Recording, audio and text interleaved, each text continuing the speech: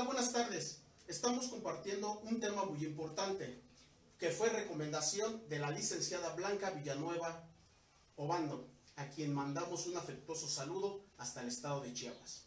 El tema, prevención del abuso infantil, del abuso sexual infantil, perdón. ¿Qué es el abuso? El abuso sexual consiste en contacto directo o indirecto en una persona adulta o joven, niño o niña. Cualquier niño puede ser víctima del abuso sexual. El abuso sexual se divide en dos partes. Abuso que implica tocar a un niño y no tocar al niño. Los que son de tocar es abrazar a un niño de una forma sexual, de una forma agresiva, tener relaciones sexuales. Sexo oral, boca-pene, boca-vagina. Tocar partes sexuales de un niño o pedirle que nos toquen las partes sexuales a un adulto. Las que no implican tocar al niño son usar palabras sexuales para escandalizar o excitar sexualmente al niño. Obligar a un niño a escuchar o mirar cómo dos personas tienen relaciones sexuales. Hacer que un niño pose para fotografías pornográficas. Esas son las dos consecuencias. ¿Cómo podemos prevenir el abuso sexual en los niños, licenciado? Primero que nada, nuevamente agradezco el espacio, agradezco la invitación. Tal cual como lo acaban de referir, vamos a definir al abuso sexual como aquella actividad en donde se le obliga al menor a llevarla a cabo, evidentemente, sin su consentimiento. De alguna manera, el poderlo prevenir, en la sesión pasada les explicaba la importancia que tiene el hecho de jugar con la parte de la comunicación y la parte de la confianza dentro del núcleo familiar. ¿Esto por qué? A partir de que nosotros establecemos estos dos factores dentro del núcleo familiar, vamos a fortalecer el vínculo que se tiene para con nuestros hijos. Y de esa manera podemos abordar diferentes temas que sin duda no están ajenos a nuestro día a día y que no están ajenos a la realidad que también se vive allá afuera, ¿no?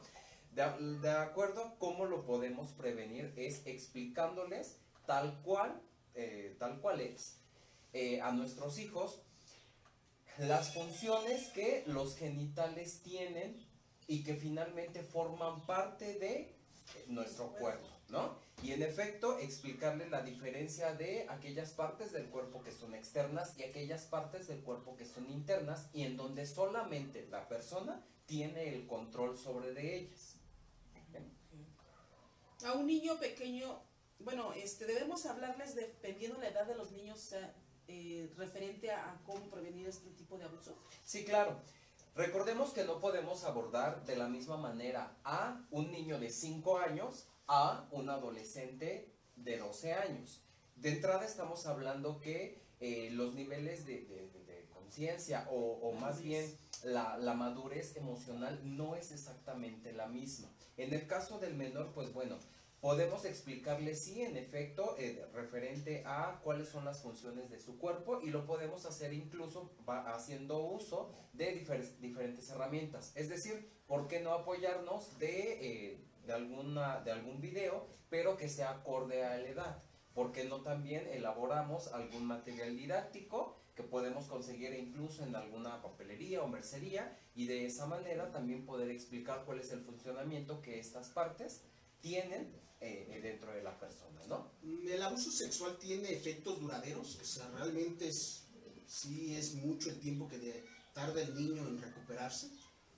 Más allá del tiempo, sí se generan, de alguna manera marca el estilo de vida de la persona. ¿Esto por qué? Porque estamos hablando que, pues de manera psicológica, repercute en el autoestima totalmente. Considerando que a veces nuestra sociedad retoma mucho la parte de la culpa. Entonces, prácticamente ahí lo que tenemos que hacer es hacerle saber a la persona que él no fue el culpable o el causante de la situación. Evidentemente, sí va de alguna manera marcar el estilo de vida de la persona, pero por eso se les hace la atenta invitación de que cuando se presenten este tipo de situaciones, que esperemos que no, puedan acudir a solicitar ayuda a un especialista para poder mejorar la calidad de vida y por supuesto tratar de superar la situación. Creo que tenemos que hablar claramente con nuestros hijos, ¿no? Acercarnos a ellos para poderles brindar esa confianza de que nos digan ellos por qué problemas están pasando. Sí, claro, totalmente de acuerdo. Algo que es muy importante recalcar es que finalmente nosotros como padres somos responsables de estar al cuidado de nuestros hijos, no solamente de la parte externa, sino también de la situación que ellos se pueden enfrentar más adelante. Es por ello que tenemos que ser totalmente claros referente a los temas que finalmente forman parte y están latentes dentro de nuestra sociedad. Claro, obviamente debemos de decirles poco a poco cómo es la realidad de las cosas, ¿no? O sea, realmente no es así como tenerlos en una burbuja y decir, ay, mira, no te va a pasar nada, no estás exento de esto. Claro. Quiero pensar que poco a poco debemos ir hablándoles y hasta cierto punto ya como dice, que ellos tengan la madurez como para explicarles las cosas mucho mejor todavía al respecto del tema. Sí, ahora, reitero, ¿qué nos va a dar esta pauta? Sin duda alguna, la comunicación y el acercamiento que tengamos para con nuestros hijos. Si nosotros como padres no tenemos la plena conciencia de poder establecer una comunicación o un diálogo para con ellos, es todavía un poquito más complejo. ¿Por qué? Porque finalmente vuelvo a lo mismo que abordábamos la semana pasada. No sabemos qué clase de información es la que estén obteniendo nuestros hijos, o más bien que la información sea la adecuada. ¿Cómo podemos empezarlos a ayudar para que no lleguemos a este punto? De primera instancia, considero que podemos reducir el riesgo. La manera en la cual podemos hacerlo es identificar cómo, cuándo y en dónde estoy dejando a mi hijo. Es decir, estar siempre atento y alerta de si voy a acudir a una reunión familiar o estoy en alguna otra reunión, no necesariamente dentro del núcleo familiar, alguna otra reunión social, estar muy al pendiente de qué es lo que está haciendo mi hijo, con quién está mi hijo, sobre todo, y también identificar pues aquellos puntos rojos que pudiesen representar un peligro para el menor. ¿Cómo se siente mi hijo también, no? Sí, claro, totalmente de acuerdo. También debemos de ayudarles a decir no en algunas ocasiones, ¿no? Porque yo siento que el no es tajante y fuerte, ¿no? Sobre todo también estar muy alerta de aquellas situaciones que se pueden presentar, no necesariamente en relación a un abuso sexual, pero sí también estar consciente de qué es lo que me va a conllevar al estar en una situación fuera de casa, ¿no? Es decir, estar siempre al pendiente de en dónde está mi hijo, qué es lo que está haciendo, con quiénes está mi hijo. Bueno, realmente el abuso sexual, lo que yo he investigado y leído, que casi siempre todo es en torno, de la gente que lo rodea. O sea, la mayoría de veces el abusador es la gente que lo rodea, personas conocidas, familiares, incluso el padre, el padrastro, o sea, todo ese tipo de gente es las personas que más tienden a hacerlo. Es que desgraciadamente no confiamos nosotros también en nuestros hijos. Nuestros hijos nos dicen, es que mi hermano me está tocando el pene, o es que mi hermana me está tocando la vagina. Pero luego hay amenazas. Y exactamente también. Como padre, pues, ay, ¿cómo crees? Es lo primero que les decimos. No les creemos. ¿Qué recomendación le podemos dar para que entendamos esos mensajes? En ese sentido, reitero, focalizar toda la energía en la parte de la confianza. Es decir, si el menor ya tuvo la cabida para poder acercarse contigo y decirte, oye, fulanito de tal está tocándome el pene, pues de entrada el poder creerle a nuestros hijos, y algo muy importante, no empezar a violentarlos con alguna situación de o te regaño o te castigo porque considero que lo que me estás diciendo no es la verdad, ¿no? Entonces, desde ese punto y desde ese momento, si nuestro hijo no lo está haciendo saber, pues nosotros tenemos que actuar definitivamente, ¿no? La manera en la cual podemos actuar, me queda claro que no vas a actuar de una manera pasiva, evidentemente, porque finalmente está transgrediendo la integridad de un menor.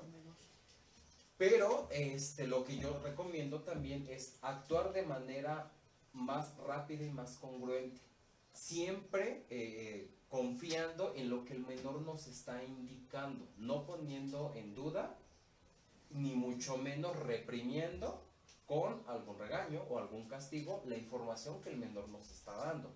Ahora, algo que yo les estaría recomendando es, ¿por qué no dentro de, si es que acuden a algún lugar y el menor no se siente cómodo con las personas o en el sitio en el que se encuentra, el por qué no establecer cierto código para que de alguna u otra manera tú como adulto también estés pendiente y puedas comprender el mensaje que te quiere dar? Sí, eso es muy bueno, ¿no? Porque yo siento que si llega una persona a tu casa que ya trató de tocar a tus hijos, obvio no se sienten a gustos. Si hay ese código, de repente, no sé, a lo mejor, mamá, me duele la cabeza y se suben a su cuarto. Ya de ahí, ya sabes cuál es el problema. Cuando llega esa persona es cuando pasa la situación o es el código que tienen entre papá e hijo. Claro, es una manera en la cual el pequeño te está diciendo que hay un foquito rojo y que en efecto hay una situación que no lo está haciendo sentirse cómodo.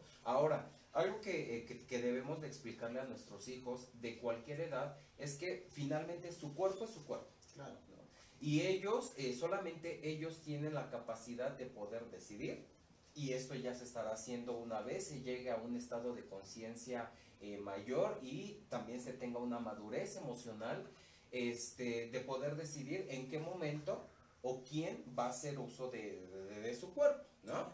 Pero, en efecto, sí explicarles desde una edad muy temprana cuáles son las partes de nuestro cuerpo que sí se pueden exponer y evidentemente cuáles son las partes a las que solamente ellos van a poder tener acceso.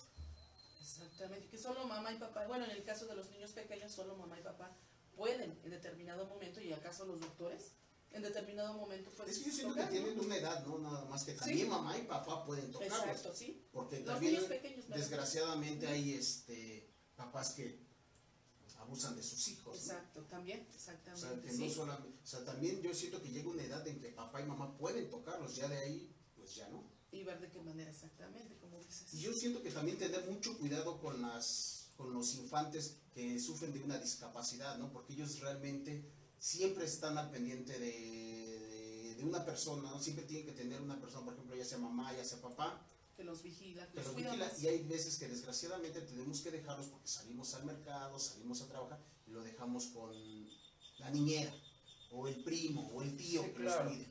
Sí, les encargas, hasta el vecino se los llevas a Yo encargar. siento que a ese tipo de infantes se les debe de cuidar mucho más todavía, porque, por ejemplo, en una persona, en un niño que es ciego, ¿cómo saber si realmente lo está tocando, no?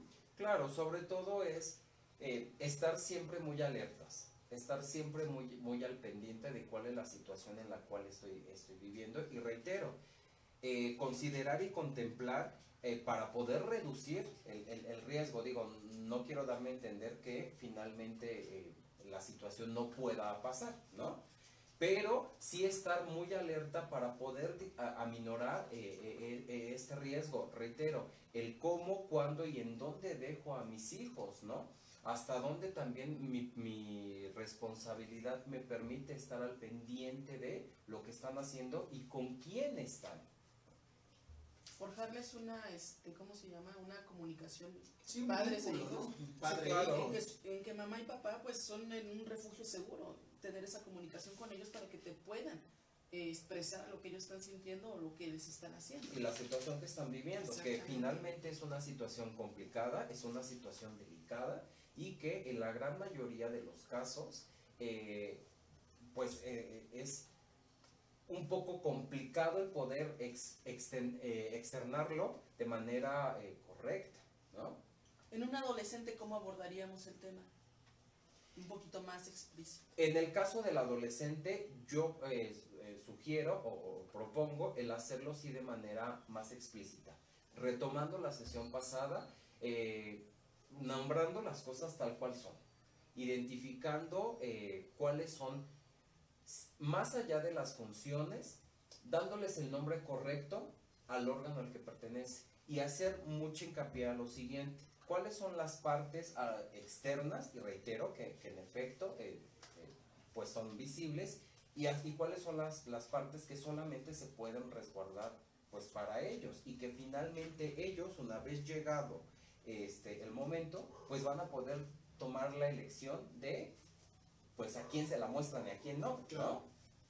¿no? Ahora, no todos los niños tienen esa comunicación con el padre. Uno como padre tiene que fijarse en los pequeños detalles o señales que hay para saber qué realmente le está pasando al niño. ¿Cuáles serían uno de ellos? Ok, sí es muy importante, y digo, algo que nos va a dar la pauta, definitivamente es identificar cuál es el comportamiento que tiene el menor. Es decir, si ya se dio el suceso, en efecto, la sintomatología va a ser, o el comportamiento incluso, va a ser muy diferente al comportamiento que habitualmente tenía. Es decir, ¿cuál sería la sintomatología que la persona va a marcar? Pues bueno, se puede presentar de entrada un estado, un trastorno del estado de ánimo. ¿Por qué? Porque estamos hablando que pues este tipo de sucesos corrompen totalmente el autoestima de un menor. Se puede presentar también en la falta de apetito, es decir, todos estos cambios que se vayan presentando a lo largo de la alimentación. Otro foco rojo puede ser también, hay algo que se le denomina la enuresis. La enuresis es aquella, pues cuando ya no se tiene un control del esfínter, en este caso de la orina, y se puede presentar este episodio. Ahora, este episodio no siempre puede ser nocturno, sino se puede presentar En el transcurso en del el día. transcurso del día. Y algo muy importante también, identificar cuál es el vocabulario que tienen nuestros hijos. Es decir, si detectamos que el vocabulario es un vocabulario sexual muchísimo más avanzado al que nosotros como padres hemos interactuado para con ellos, pues entonces... O niños de su edad también. Claro, ese también podría ser un punto rojo de en dónde está accediendo a ese tipo de información, o quién le está brindando ese tipo de palabras, ¿no? Puede ser también cuando están jugando, ¿no? Por ejemplo, cuando están jugando los niños y de repente ven que se les encima el muñeco a la muñeca y los niños dicen, yo creo que también sería una... Sí, claro. Digo, de simple vista el poder determinar qué persona fue abusada o... sí, sobre todo qué persona ya sufrió este trauma, es complejo. Pero sí hay ciertos foquitos rojos que nos van a ir marcando que hay algo que no está, está de manera correcta, o que hay algo que no es tan normal, que sin duda alguna pues va a ser el comportamiento que haya tenido. El foco más rojo es cuando el niño siempre lo ves triste. Yo Pues, siento que creo que siempre también puede lo agarrar ves triste. agresividad, ¿no? Sí, claro. Se puede tornar agresivo también. Sí, claro, les reitero, este suceso desafortunadamente corrompe el autoestima del menor. Y si estamos hablando de un menor que en efecto, por su edad, no hay todavía una madurez emocional, ni mucho menos cognitiva, pues es complicado para ellos el poder entender del porqué de la situación, ¿no? Entonces, al momento de darse esta falta o de corromperse este autoestima, pues bueno, se pueden presentar diferentes cambios de estado de ánimo, ¿no? Yo siento que como padre también tenemos que prepararnos un poquito, ¿no? Porque desgraciadamente luego por el trabajo, por las presiones, como que lo dejamos al olvido y no nos damos cuenta. Yo siento que nos debemos de preparar en este tipo de problema. Claro, y contemplando algo muy importante, hoy en día hay diferentes organizaciones que se encargan de hacer algo similar a un taller para los padres o sesiones informativas en las cuales se les pueda brindar toda esta información, e incluso también se les pueda indicar a los padres cómo abordar el tema de la sexualidad para con nuestros hijos, ¿no? Lo que pasa es que como padres a veces nos da también pena ir a ese tipo de talleres o cursos. Sí, claro, pero también considero que podría ser una manera más factible para poder tener la información concreta y correcta y podérselas transmitir a nuestros hijos de manera adecuada. Yo creo que nadie está exento de que suceda, ¿no? Pero yo creo que también un grupo muy vulnerable es cuando mamá, papá trabajan y encargan al niño, y, bueno, es que no puedo decir que con el vecino, porque incluso en la misma familia se da, pero yo creo que es un poquito más vulnerable y es cuando más alerta debemos de estar, cuando se deja al niño mucho tiempo solo y que no está ni mamá ni papá Claro, viéndolo, cuidándolo. totalmente de acuerdo. Así reitero, estar siempre al pendiente de cuál es el comportamiento y reitero, establecer la comunicación y establecer la confianza para que ellos también se acercan y nos puedan explicar qué es lo que está sucediendo, ¿no? Y qué pasa en ese día a día. Sí, porque desgraciadamente yo siento que sí hay que tener mucha comunicación, mucha plática con los hijos. ¿Por qué? Porque nuestros hijos luego nos dicen y, ay, no estés molestando, ¿cómo crees? No, ellos, estás viendo mal. O la mamá le dice al papá, oye, ¿qué crees? Mi hijo nos dijo esto. Ay, estás viendo mal, mi hermano, ¿cómo vas a creer que hace eso?